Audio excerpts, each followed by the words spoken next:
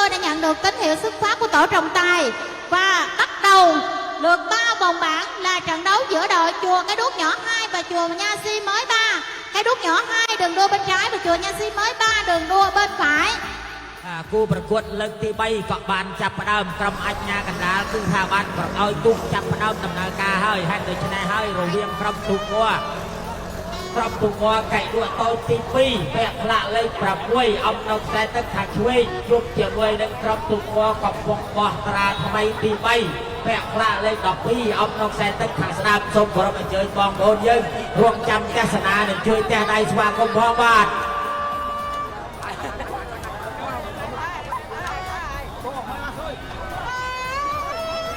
បាទក្រុមទូកងទាំងពីរកំពុងតែដំណើរការមកបានពាក់កណ្ដាលប្រត់ហើយបងប្អូនយើងជួយទះដៃស្វាគមន៍ឲ្យបានខ្លាំងផងបាទ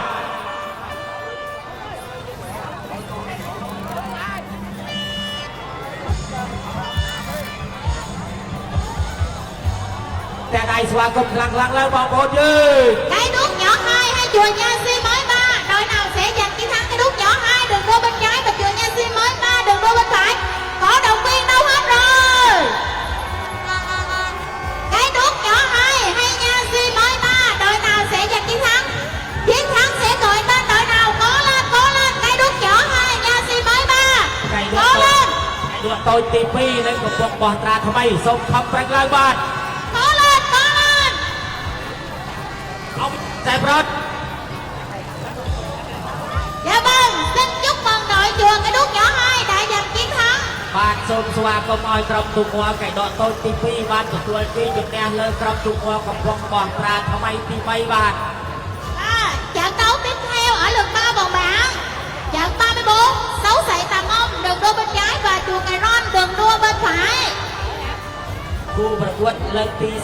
34រវាងក្រុមទូកងសៅសៃតាមុំពាក់ផ្លាកលេខ20អំនៅខ្សែទឹកខាងឆ្វេងជួបជាមួយនឹងក្រុមទូកងកៃរ៉នពាក់ផ្លាកលេខ36អំនៅខ្សែទឹកខាងស្ដាំបាទ Theo như sự quan sát của chúng tôi thì hai đội vẫn đang rất xô kèo với nhau. បាទគូប្រកួតទាំងពីរកំពុងតែដំណើរការទន្ទឹមគ្នាសំដៅមកខ្សែប្រត់ហើយហើយដូច្នេះហើយបងប្អូនយើងជួយទះដៃស្វាគមន៍ផ្ដល់នូវកម្លាំងកាយកម្លាំងចិត្តឲ្យចំណុះទូកទាំងពីរផងបាទ Dạ vâng, đã có sự bứt phá. Hai đội đang tung nước rút để về đích và đội nào sẽ tung nước rút thành công? Sấu Sậy Tà Mông hay chùa Cài Ron? Cố lên. Chiến thắng sẽ gọi tên đội nào? Cố lên.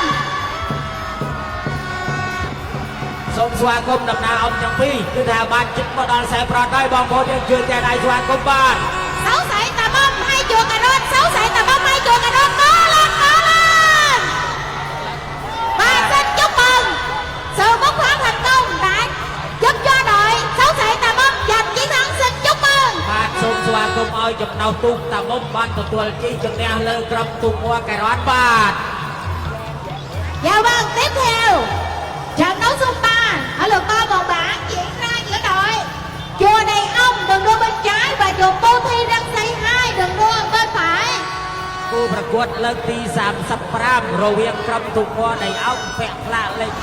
23អំនៅខ្សែទឹកខាងឆ្វេងជួបជាមួយនឹងក្រុមទូកងពោធិរង្សីទី2អំនៅខ្សែទឹកខាងស្ដាំសូមគោរពអញ្ជើញបងប្អូនយើងរងចាំទស្សនានិងជួយទះដៃស្វាគមន៍ផងបាទ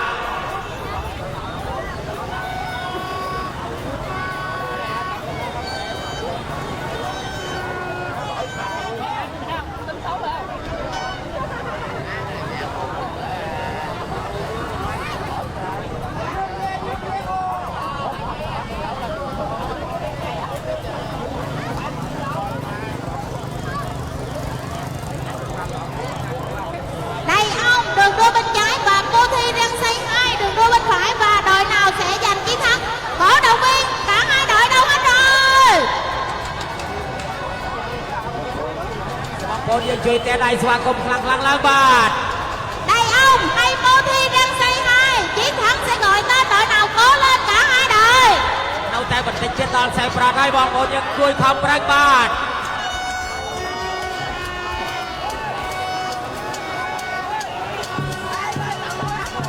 ខំប្រឹងឡើងបាទខំប្រឹងឡើងបាទ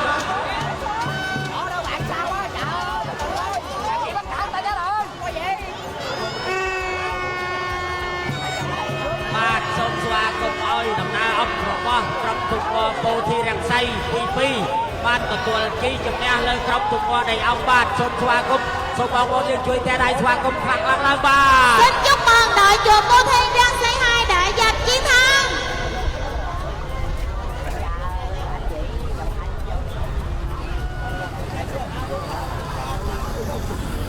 បាទគូប្រកួតទី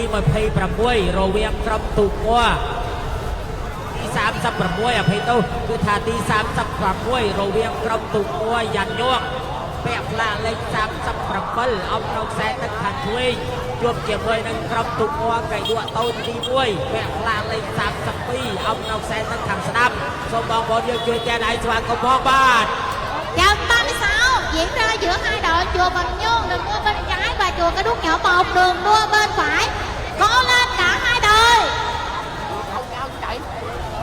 Bình Nhơn đường đua bên trái và Cái Đuốc Nhỏ 1 đường đua bên phải. Đội nào sẽ giành chiến thắng? ខំប្រឹងឡើងគូប្រកួតទាំងពីរ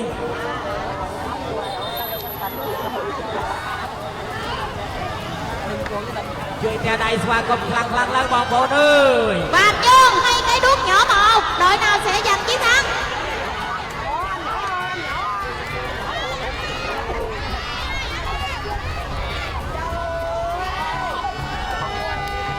បាទគូប្រកួតទាំងពីរ Bình Nhơn hay Cái Đuốc Nhỏ 1, Cái Đuốc Nhỏ 1 hay Bình Nhơn Cái Đuốc Nhỏ 1, có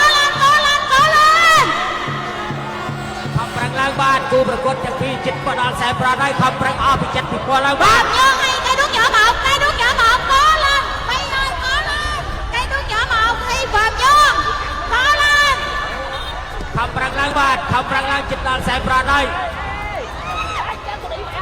បាទសូមស្វាគមន៍ឲ្យក្រុមទូកួកៃដួតូចបានទទួលជ័យជំនះលើក្រុមទូកួយ៉ាប់ញ័របាទ Xin chúc mừng đội chùa Cái Đuốc Nhỏ 1 đã giành chiến thắng.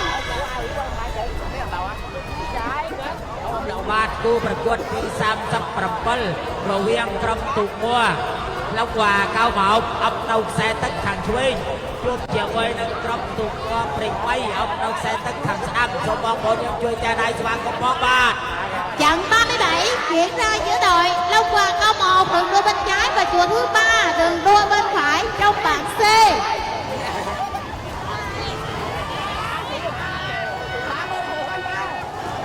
បងប្អូនយើងជួយតែដៃស្វាគមន៍ខ្លាំងឡើងបាទផ្ដល់នូវកម្លាំងកាយកម្លាំងចិត្តឲ្យចំណោះទូកទាំងពីរផងបាទ Long Hòa Cao 1 cố lên. ខំប្រឹងឡើងលោកវ៉ាកៅម៉ោបខំប្រឹងឡើងជិតដល់ខ្សែឲ្យកុំអានអស់សង្ឃឹម Cố lên. Xin chúc mừng đội ghe chùa thứ 3 đã giành chiến thắng. បាទសូមស្វាគមន៍ឲ្យក្រុមទូកួព្រេង3បានទទួលជ័យជំនះលើក្រុមទូកួកៅម៉ោបលោកវ៉ាបាទសូមបងប្អូនយើងជួយតែដៃស្វាគមន៍ផងបាទឥឡូវទូកគេ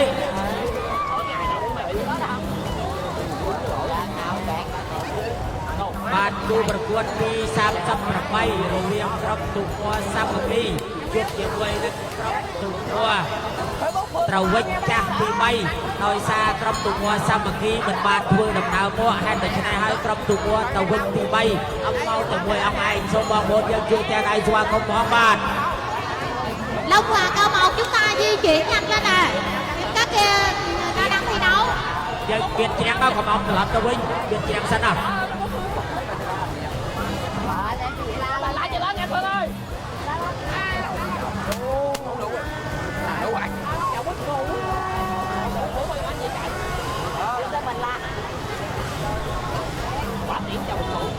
ក្រុមទូកួលេខ5ណាជំរាបមិនជឿនេះយើងមានឲ្យដល់ជ្រាំងឡើង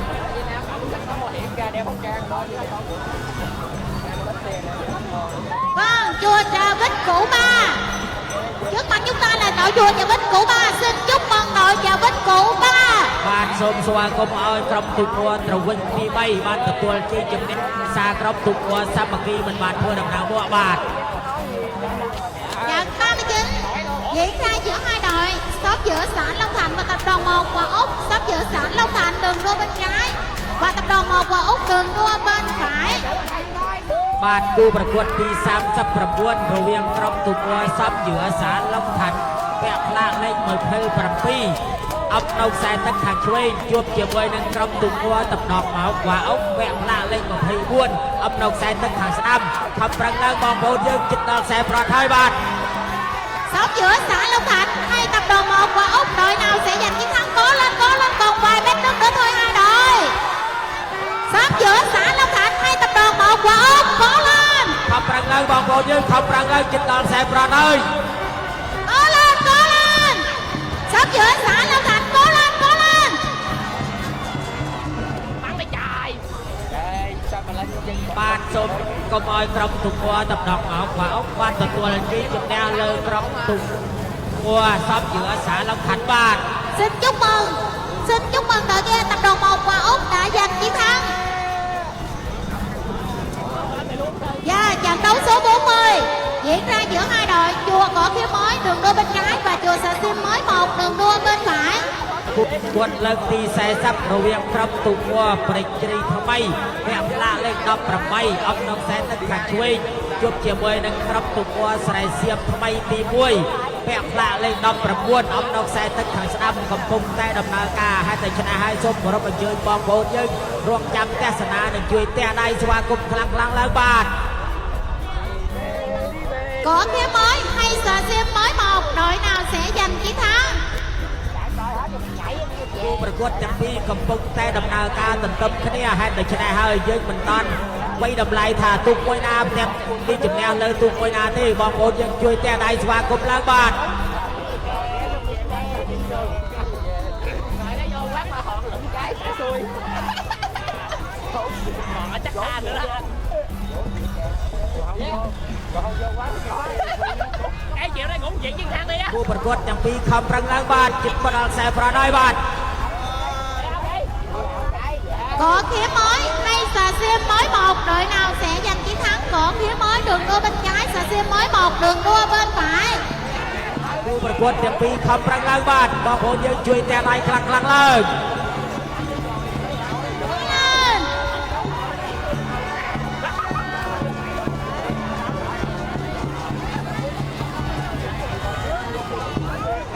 បាទខំប្រឹងឡើងបាទជិតដល់ខ្សែប្រដៅ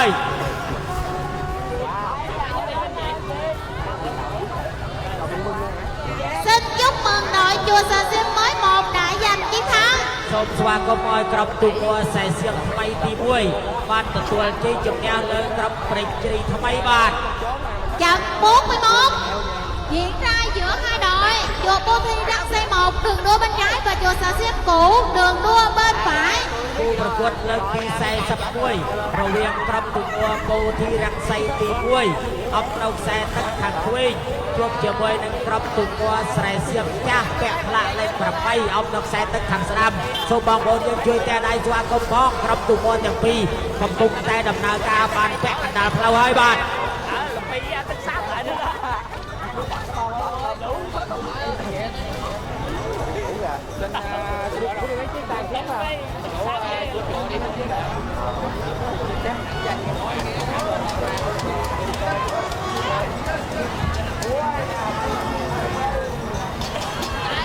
Bạnបងប្អូនយើងជួយទះដៃស្វាគមន៍ខ្លាំងឡើងឲ្យចំណងទូកទាំងពីរមានកម្លាំងខ្លាំងឲ្យបងប្អូនបាទ Bô Thi Răng Xây 1 hay Xà Xiêm Cũ đây đội nào sẽ giành chiến thắng? Bô Thi Răng Xây 1 cố lên, Bô Thi Răng Xây cố lên, Xà Xiêm Cũ cố lên. បូធីរក្សីទ្វេនិងស្រែសៀមខំប្រឹងឡើង Bô Thi Răng Xây cố lên, ខំប្រឹងឡើងបាទខំប្រឹងឡើងបាទខំប្រឹងឡើងបាទ Xin chúc mừng đội Xà Xiêm Cũ đã giành chiến thắng. Xin chúc mừng. សូមស្វាគមន៍ឲ្យក្រុមទូកួស្រែសៀមចាស់បានទទួលជ័យជំនះលើក្រុមទូកួបូធីរក្សីបាទ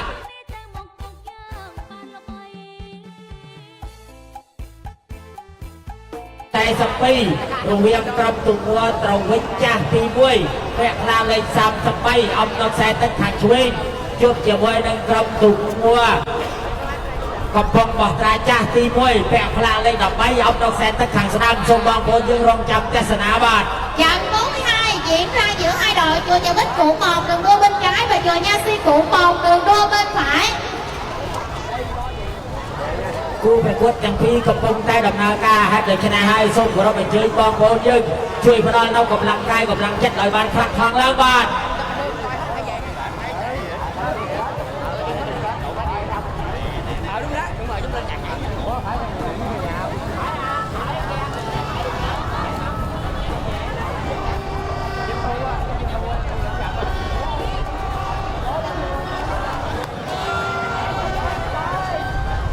គូប្រកួតរវាងក្រុមទូក័រត្រវិចចាស់ទី1ជួបជាមួយនឹងក្រុមទូក័រកំពុងបោះត្រាចាស់ទី1ហើយដូច្នេះហើយបានធ្វើដំណើរកំពុងតែដំណើរការជិតមកដល់ខ្សែប្រត់ហើយសូមគោរពអញ្ជើញបងប្អូនយើងជួយតែដៃស្វាគមន៍ខ្លាំងៗឡើងបាទchùa nhà bích củ một hay chùa nha si củ một có lên cả hai đội chỉ còn nhà bên nước nữa thôi có lên ដល់ខ្សែប្រត់ហើយបងប្អូនយើងខំប្រឹងឡើងបាទ nhà bích củ một hay nha si củ một có lên ខំប្រឹងឡើងបាទខំប្រឹងឡើងជិត có lên có lên có lên có lên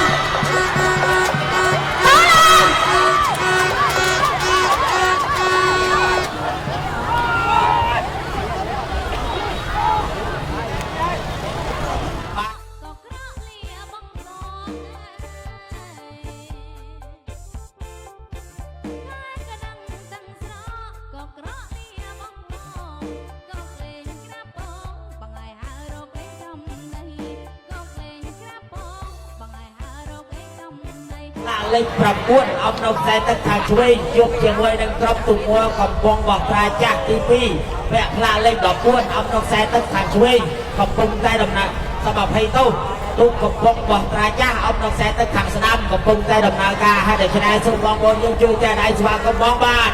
trận 43 diễn ra giữa hai đội chùa Công Bông Sâu đường đua bên trái và chùa Nha Si Cũ hai đường đua bên phải.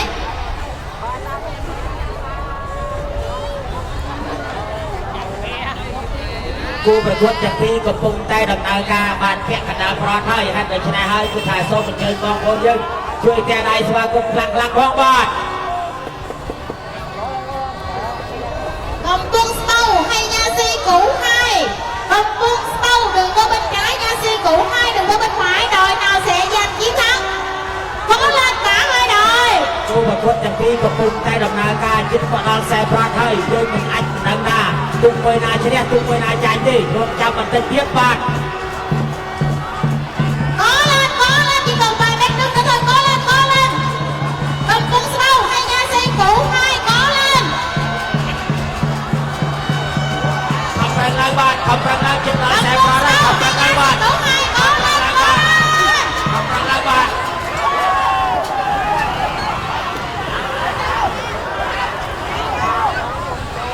Xin chúc mừng.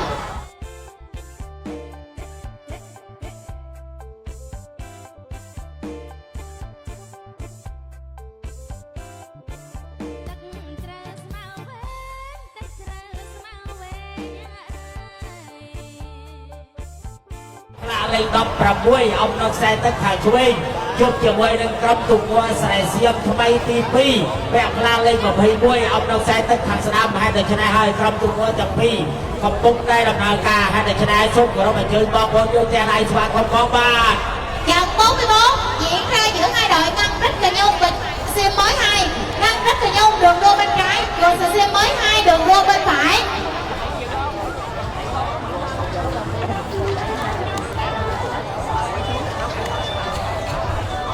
Ngân Rích Cà Nhung đường đua bên trái, và Sim Mới 2 đường đua bên phải. Đội nào sẽ giành chiến thắng?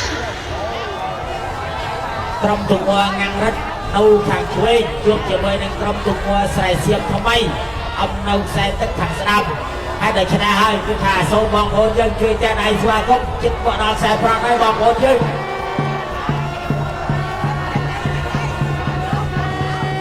Có lên. Ngân Rích Cà Nhung hay và Sim Mới 2 có lên cả hai đội.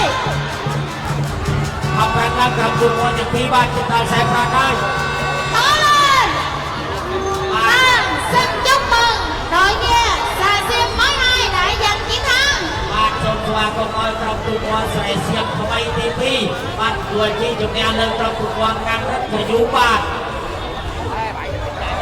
Trận 45 diễn ra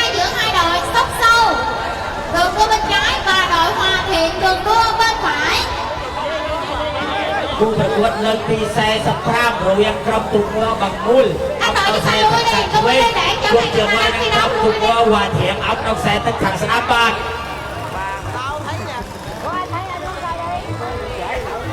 Đất sáng vào bờ và đội cho lùi lại phía sau nữa. យើងមានក្បែរជាងនេះទៅបងប្អូនជៀសវាងដល់ការឡៃប្រកែកប្រហាក់គ្នាអំបោបំផាសទៅកិច្ចជួនកាលយើងស្គូតប្រឈ្នះជិតដល់ខ្សែប្រត់ Sóc sâu và Hòa Thiện. Sóc sâu đường đua bên trái, Hòa Thiện đường đua bên phải.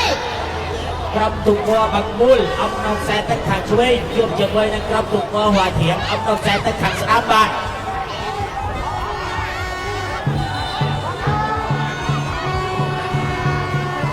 Sóc sâu hay Hòa Thiện, đội nào sẽ giành chiến thắng? Cố lên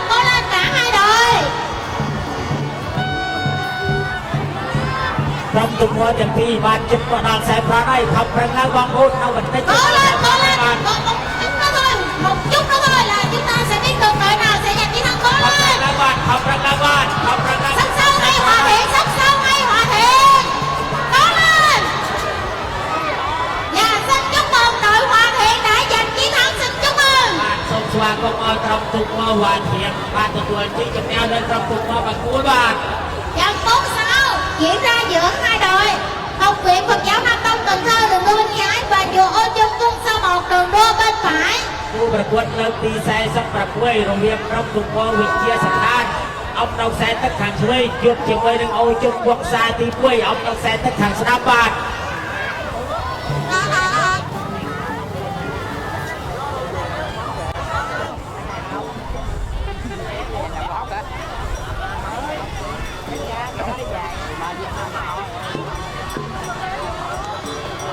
បាទគូប្រកួតទាំងពីរបានធ្វើដំណើរមកជាងពាក់កណ្ដាលខ្សែប្រត់ហើយហើយតែឆ្នះហើយសូមគោរពអញ្ជើញបង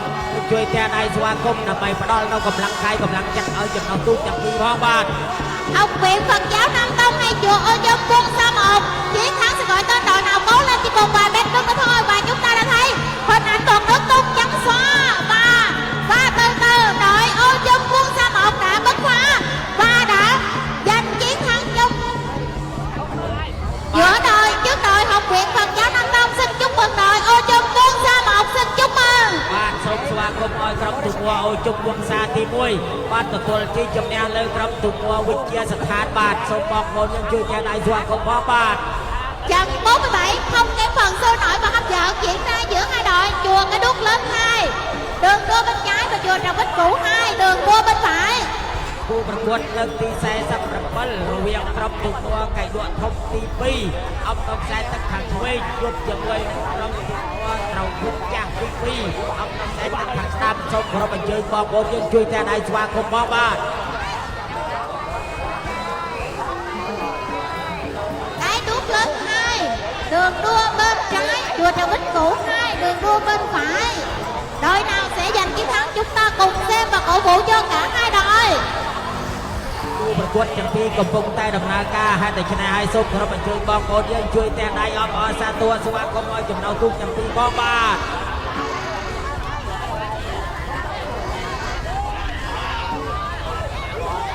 Và theo như sự quan sát của chúng tôi vẫn chưa có sự bứt phá và hai đội vẫn đang rất so kè với nhau. បាទគូប្រកួតទាំងពីរកំពុងតែដំណើរការជិតមកដល់ខ្សែប្រត់ហើយហើយតែឆ្នះហើយមិនតាន់ដឹងថាអ្វីតម្លៃថាទូកមួយណាទទួលជ័យជំនះលើទូកមួយណាទេរងចាំបន្តិចទៀតបាទ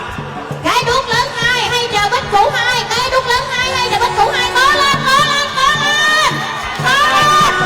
Cái Đuốc Lớn 2 Trà Bích Cũ 2 đội nào sẽ giành chiến thắng cố lên. Xin chúc mừng đội chùa Trà Bích Cũ 2 đã giành chiến thắng trước chùa Cái Đuốc Lớn 2. Xin chúc mừng. បាទសូមស្វាគមន៍ឲ្យក្រុមទូកត្រវិចទី2បានទទួលជ័យជំនះលើក្រុមទូកកៃដួធំទី2បាទ Trận 48 trận cuối cùng của lượt 3 vòng bảng diễn ra giữa hai đội chùa Ô Chân Cung Sao 2 đường đua bên trái và chùa Cà Nhung đường đua bên phải. Chúng ta cùng theo dõi và cổ vũ cho cả hai đội. គូប្រកួតលើកទី48គឺជាគូប្រកួតលើកចុងបញ្ចប់របស់លើកអំទី3ហើយតែឆ្នះហើយគឺថាគូប្រកួតទាំងពីររវាងក្រុមទូកអូជុំវង្សាទី2ពាក់ផ្លាកលេខ2នៅខ្សែទឹកខាងឆ្វេង ជប់ជាមួយនឹងក្រុមទូកមួក្រញូងភ័ក្រផ្លាកលេខ15អំណកខ្សែទឹកខាងស្ដាំសូមបងប្អូនយើងជួយតែដៃស្វាគមន៍បាទ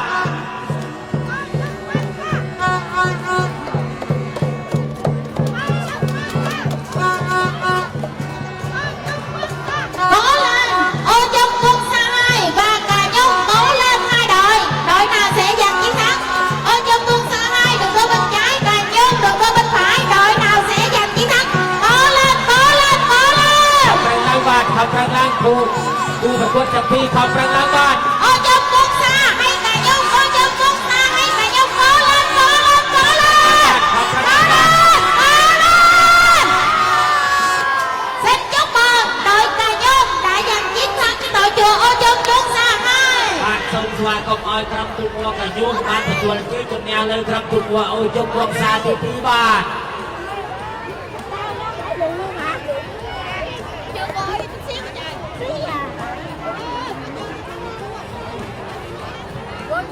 มรดกอลัง